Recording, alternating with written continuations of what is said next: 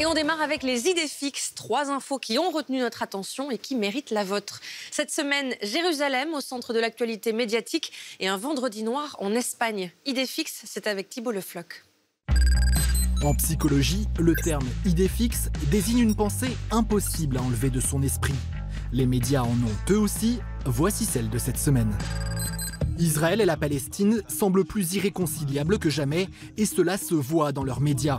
Lundi matin, alors que les chaînes israéliennes retransmettent l'inauguration de l'ambassade américaine à Jérusalem, l'une des présentatrices de l'émission matinale de la télévision publique palestinienne déclare ceci. لذلك نحمل رسالة بأن قرروا ما شئتم واعلنوا ما شئتم. هذه الأرض استقبلت كل الغزاة وكان لها فن في طردهم. Autre différence, le traitement de la manifestation par les médias arabes et les médias israéliens.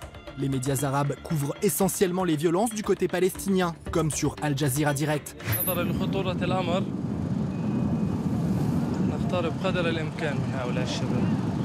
Les journalistes israéliens, eux, restent uniquement du côté défendu par l'armée. Conséquence, lorsque la chaîne Ten TV demande à un journaliste de faire le point sur la manifestation côté palestinien, elle fait appel à CNN.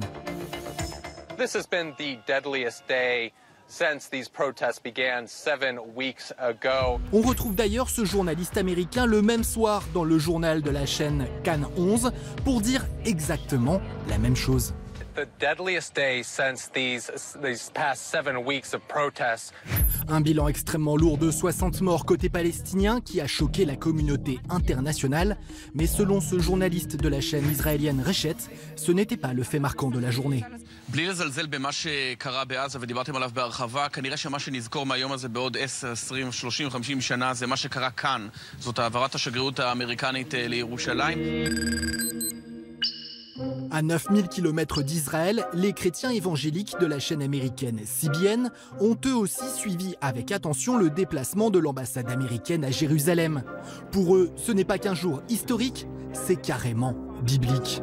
It's not just history in the making, but also prophecy in action. This is a move of biblical proportions. Les présentateurs ne cessent de saluer la décision de Donald Trump.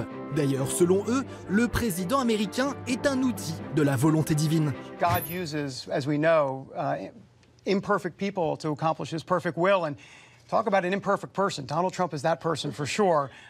Selon ces chrétiens qui se réfèrent en permanence à la Bible, le jugement dernier approche grâce à la décision américaine de reconnaître Jérusalem comme capitale d'Israël.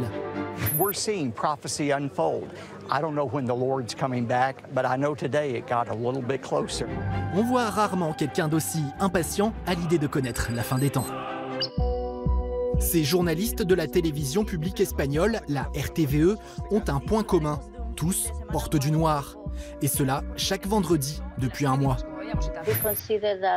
Parce que notre chaîne TVE a été kidnappée. C'est pour cela que nous sommes habillés en noir. Pour montrer notre deuil du service public audiovisuel. Une télévision publique kidnappée par la droite au pouvoir, selon les journalistes, qui estiment que les dirigeants de la RTVE sont aux ordres du gouvernement, et ils l'ont fait savoir sur Twitter.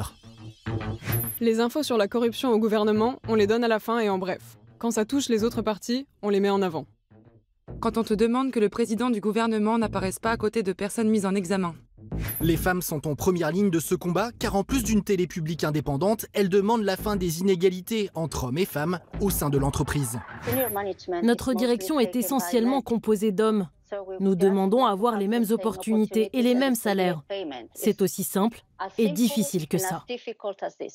Si la direction de la RTVE ne règle pas ces problèmes, les femmes de la télévision publique continueront de porter du noir chaque vendredi.